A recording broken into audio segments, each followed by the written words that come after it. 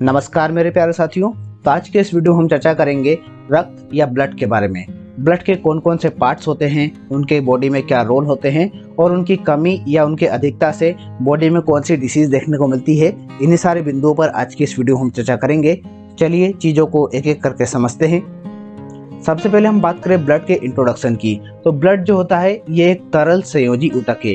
तरल संयोजी ऊतक का मतलब ये होता है, तरल का मतलब तो ये होता है कि एक लिक्विड है, ठीक है। और संयोजी ऊतक का मतलब ये है कि ये इस प्रकार का ऊतक है, इस प्रकार का टिश्यू है जो बॉडी में संयोजन का काम करता है। मतलब कनेक्टिव टिश्यूज ऐसे टिश्यूज होते हैं जो बॉडी पार्ट्स को आपस में जोड़ने का काम करते हैं, और ब्लड भी एक प्रकार का कनेक्टिव टिश्यू है, ठीक है। साथ ही साथ बात करें इसके रंग की, तो ये लाल रंग का एक गाढ़ा चिपचिपा द्रव होता है। मतलब इसका रंग लाल होता है और इसके लाल रंग का कारण होता है हीमोग्लोबिन।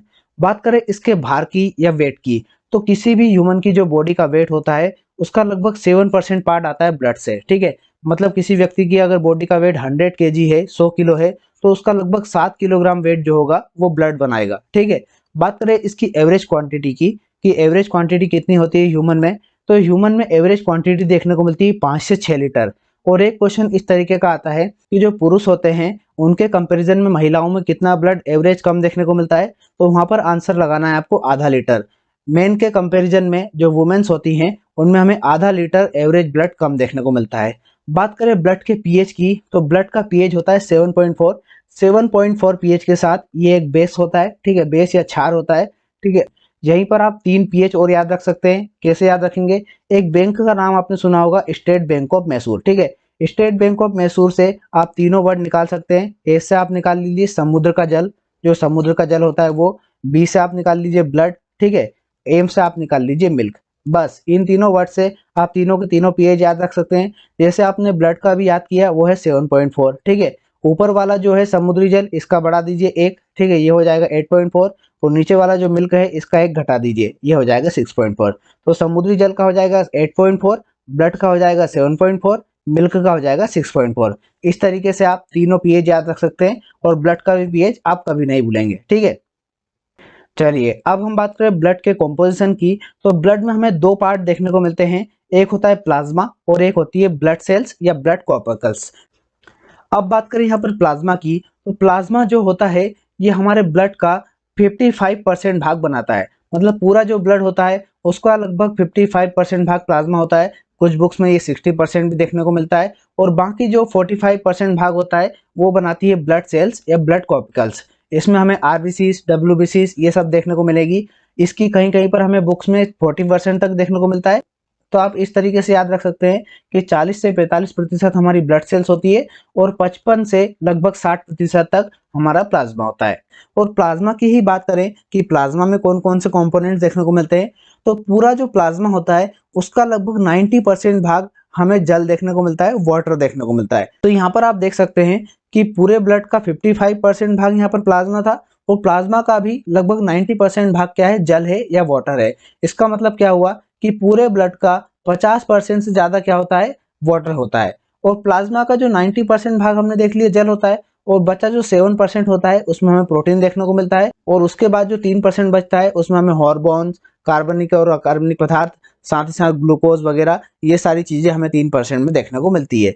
प्लाज्मा के अगर काम की बात करें कि आखिर इसका क्या काम होता है, तो जो भी हमारी बॉडी में हार्मोन्स होते हैं और जो भी हमारा डाइजेस्ट भोजन होता है, डाइजेस्ट फूड होता है, उसको हमारी बॉडी के अलग अलग पार्ट्स तक पहुंचाने का काम होता है प्लाज्मा का। प्लाज्मा से रिलेटेड एक और क्वेश्चन आता है कि प्लाज्मा में एक प्रोटीन पाया जाता है, फाइब्रिनोजन प्रोटीन। तो ये जो फाइब्रिनोजन प्रोटीन होता है, अगर इसको हम प्लाज्मा से निकाल देते हैं तो जो बचा हुआ प्लाज्मा होता है, बचा हुआ पार्ट होता है, उसको क्या कहा जाता है, तो उसको कहा जाता है सीरम, ठीक है। सीरम से रिलेटेड क्वेश्चन परीक्षाओं में कई बार आता है कि प्लाज्मा में से फाइब्रिनोजन प्रोटीन निकाल देने पर जो बचा हुआ प्लाज्मा होता है उसको कहा जाता है सीरम, ठीक है। अब हम बात करते हैं ब्लड कॉर्पस्कल्स की या ब्लड सेल्स की।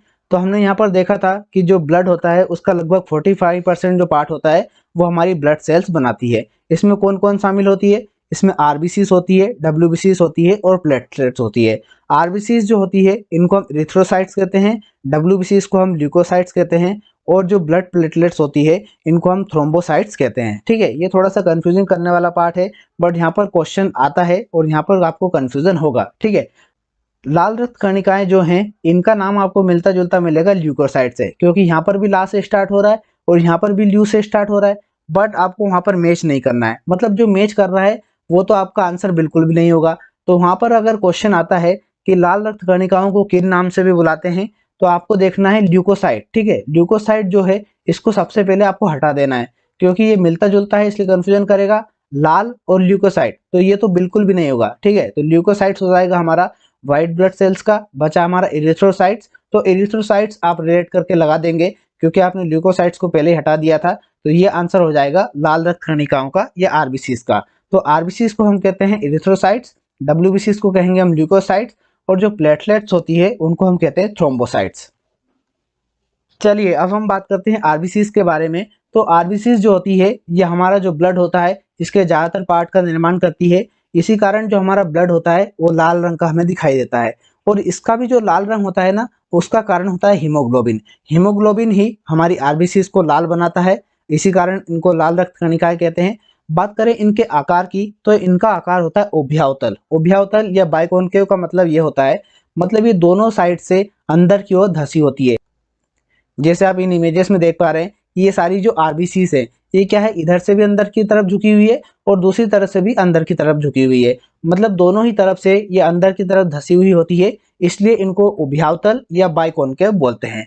बात करें इनके निर्माण की कि आखिर ये कहाँ पर बनती है, तो इनका निर्माण होता है बोन मेरो में या अस्थि मज्जा में। जो बोन वाला लेक्चर था उसमें हमने डिस्कस किया था कि हमारी बॉडी में जो बड़ी बड़ी बोन होती है, जो मोटी बोन्स होती है, उनमें एक खाली जगह देखने को मिलती है बीच में, और उसी में पाई जाती है बोन मेरो। यही बोन मेरो हमारी आरबीसीज का निर्माण करती है। और मृत्यु या विघटन की बात करें कि आखिर इनकी डेथ कहाँ पर होती है, तो इनकी डेथ होती है यकृत में या लीवर में। ठीक है, साथ ही साथ और प्लीहा में भी इनकी डेथ देखने को मिलती है। इसी कारण इन दोनों को आरबीसीज का कब्रिस्तान कहते हैं। ठीक है, आरबीसीज का कब्रिस्तान इनको कहा जाता है।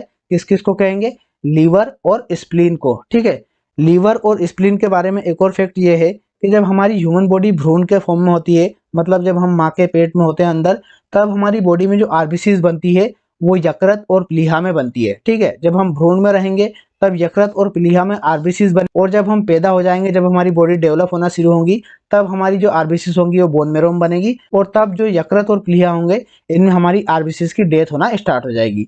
बात करें इसके लाइफ स्पैन की कि इसका लाइफ स्पैन कितने टाइम का होता है, तो इसका लाइफ स्पैन होता है 120 दिन का।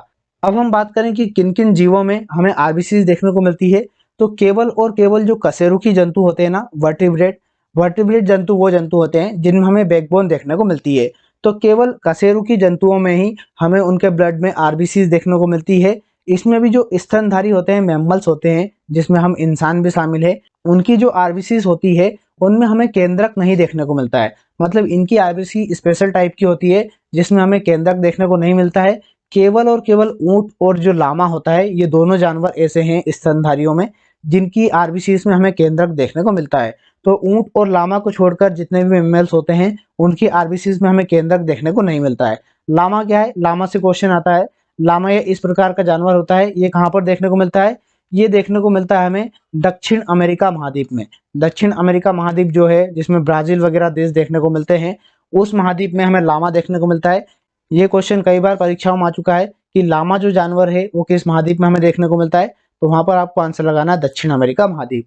अब बात करें इनके कार्य की कि आखिर आरबीसीज का काम क्या होता है, तो आरबीसीज का काम होता है कि जो भी ऑक्सीजन हमारी बॉडी में ट्रांसपोर्ट होती है और जो कार्बन डाइऑक्साइड ट्रांसपोर्ट होती है उसको बॉडी के एक पार्ट से दूसरे पार्ट तक लेके जाना, ये काम होता है आरबीसीज का। ये काम आरबीसीज का इसलिए होता है क्योंकि इसमें पाया जाता है हीमोग्लोबिन। हीमोग्लोबिन जो होता है ये ऑक्सीजन के साथ यहाँ पर जुड़ जाता है और ये HbO2 बनाता है, ऑक्सी हीमोग्लोबिन बनाता है, और इसी कारण जो ऑक्सीजन का परिवहन होगा या कार्बन डाइऑक्साइड का परिवहन होगा वो काम होगा आरबीसीज का। बात करें इनकी संख्या की कि इनकी संख्या कब बढ़ती है और कब घटती है, तो अगर सोते समय की बात करें तो आरबीसीज की संख्या में हमें 5% की कमी देखने को मिलती है। और बात करें ऊंचाई की, जब हम ऊंचाई पर जाते हैं तो हमारी जो आरबीसीज की संख्या होती है वो लगभग 30% तक बढ़ जाती है। यहाँ पर कितनी ऊंचाई की बात की जा रही है, लगभग 4000 मीटर से अगर ऊंचाई पर हम जाते हैं तो वहां पर हमारी आरबीसीज की संख्या 30% तक बढ़ जाती है। ठीक है, आरबीसीज को अगर मापने की बात करें कि किस इंस्ट्रूमेंट से इनको नापा जाएगा, तो आरबीसीज को मापने का यंत्र होता है हीमोसाइटोमीटर।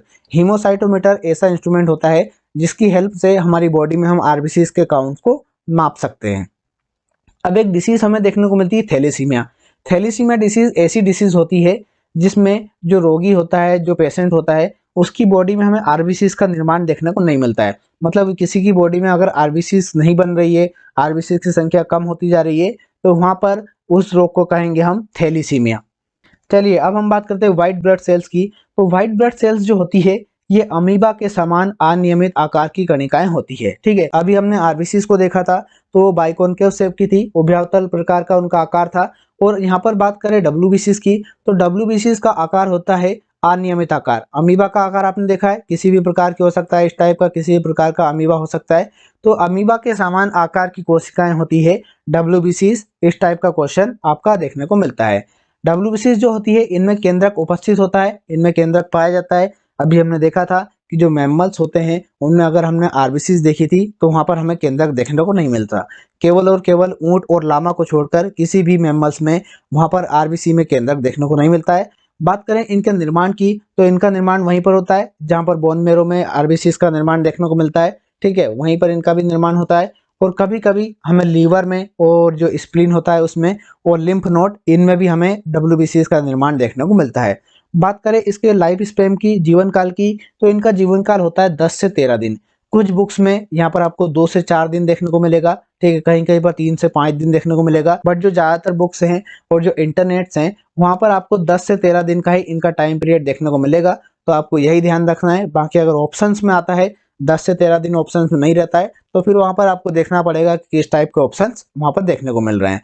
बात करें इनके मृत्यु की या विघटन की कि कहाँ पर इनकी डेथ होती है, तो इनकी डेथ ब्लड में ही हो जाती है। वहां पर हमने देखा था कि आरबीसीज की डेथ कहाँ पर हो रही थी, वो हो रही थी हमारी यकृत में, लीवर में और स्प्लीन में। अब बात करें कि इनका काम क्या होता है, तो डब्ल्यूबीसीज जो होती है इनका काम होता है शरीर की रोगों से के संक्रमण से रक्षा करना। मतलब किसी भी प्रकार का इन्फेक्शन हमारी बॉडी में हो रहा है तो उससे हमारी बॉडी की रक्षा करना, उसको प्रोटेक्ट करना, ये काम होता है डब्ल्यूबीसीज का। अब ये जो डब्ल्यूबीसीज होती है इसमें हमें कई प्रकार के ग्रैन्यूल्स देखने को मिलते हैं, कई प्रकार के कण देखने को मिलते हैं, जैसे इयोसिनोफिल्स, बेसोफिल्स, न्यूट्रोफिल्स, ये जो इसके मेन पार्ट्स होते हैं। और इसमें भी जो न्यूट्रोफिल्स होता है ना, ये लगभग 60 से 70% भाग बनाता है डब्ल्यूबीसीज का, और यही हमारी बॉडी में संक्रमण को खत्म करने का काम करता है। बात करें लिम्फोसाइट ग्रेन्यूल्स की, तो लिम्फोसाइट ग्रेन्यूल्स भी हमारी बॉडी में पाए जाते हैं। और लिम्फोसाइट्स का काम होता है एंटीबॉडीज का निर्माण करना। हमारी बॉडी में जितनी भी एंटीबॉडीज बनती है उनको बनाने का काम होता है लिम्फोसाइट्स का। और ये हमारी जो डब्ल्यूबीसीज होती है उसका लगभग 25 से 30% भाग बनाती है। चलिए आखिरी पार्ट हमारे ब्लड का देखने को मिलता है ब्लड प्लेटलेट्स। ब्लड प्लेटलेट्स जो होती है सिर्फ इंसान और मैमल्स में ही हमें ब्लड प्लेटलेट्स देखने को मिलेगी।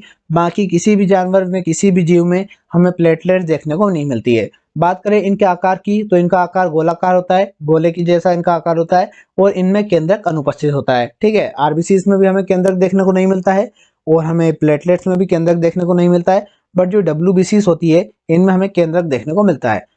बात करें इनके लाइफ स्पैन की, तो इनका लाइफ स्पैन होता है 7 से 10 दिन का। ठीक है, ये भी कई बुक्स में आपको अलग अलग देखने को मिलेगा। कुछ जगह पर 10 से 13 मिलेगा, कुछ जगह पर 5 से 10 मिलेगा, कुछ जगह पर 20 भी देखने को मिल रहा है। बट जो सर्वमान्य है ज्यादातर जगहों पर जो है वो मैं आपको यहाँ पर बता रहा हूँ, तो वो होता है 7 से 10 दिन का। बात करें इनकी मृत्यु की कि डेथ कहाँ पर होती है, तो इनकी डेथ होती है प्लीहा में। प्लीहा या स्प्लीन जो होता है उसमें इनकी डेथ होती है, जो यहाँ पर आरबीसीज की डेथ के लिए भी यहाँ पर रिस्पॉन्सिबल था। तो इन दोनों की डेथ्स होती है यहाँ पर प्लीहा में, इन दोनों में ही केंद्रक अनुपस्थित होता है। बात करें इनकी संख्या की, इनकी संख्या से क्वेश्चन आता है कई बार कि इनकी जो संख्या होती है वो 2 से 5 लाख प्रति घन मिलीमीटर होती है। मतलब 1 क्यूब मिलीमीटर जो होता है उसमें 2 से 5 लाख प्लेटलेट्स देखने को मिलती है। बात करें इसके काम की, तो इसका काम होता है जो ब्लड की जो क्लोटिंग बनती है उसको बनाना, ये काम होता है ब्लड प्लेटलेट्स का। मतलब जब कभी हमें चोट लग जाती है तो हमारे जो ब्लड बह रहा है, ब्लड हमारी बॉडी से बाहर निकल रहा है, उसको रोकने के लिए हमारी जो चोट वाली जगह होती है ना उस पर क्लोटिंग बनती है, जिससे हमारा जो ब्लड होता है वो बहना बंद हो जाता है। तो वो जो ब्लड क्लोटिंग होती है उसको बनाने का काम होता है ब्लड प्लेटलेट्स का। अब एक बुखार हमें देखने को मिलती है डेंगू बुखार। डेंगू बुखार जो होती है इसमें प्लेटलेट्स की संख्या में कमी हो जाती है। इस टाइप का क्वेश्चन कई बार परीक्षाओं में आया है कि जो प्लेटलेट्स होती है इनकी संख्या में कमी हमें किस रोग में देखने को मिलती है, तो वहां पर आपको आंसर लगाना है डेंगू बुखार। तो ये था हमारा ब्लड के कॉम्पोजिशन और उसके इंट्रोडक्शन से संबंधित जानकारी का वीडियो।